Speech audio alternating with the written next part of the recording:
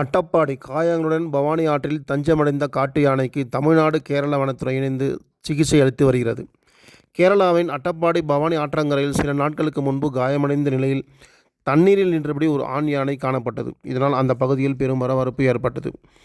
உள்ளூர் மக்கள் அளித்த தகவலின் பேரில் கேரள வனத்துறை அதிகாரிகள் உடனடியாக அந்த இடத்திற்கு சென்று நிலைமையை ஆய்வு செய்தனர். யானையின் உடலில் ஆழமான காயம் இருப்பதும் நடக்க முடியாத நிலையில் இருப்பதும் உறுதி செய்யப்பட்டது.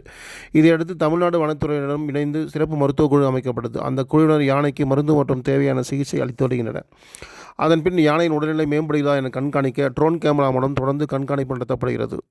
2 மாநில வனத்துறையினரும் ஒருங்கிணைந்த முறையில் பணியாற்றி வருகின்றனர். வனத்துறை அதிகாரிகள் தெரிவித்ததாவது: யானை தற்போது சற்று சீராகி வருகிறது. மீண்டும் வனப்பகுதிகள் திரும்பும் வரை அதை பாதுகாப்பாக கண்காணிக்கிறோம் என தெரிவித்தனர்.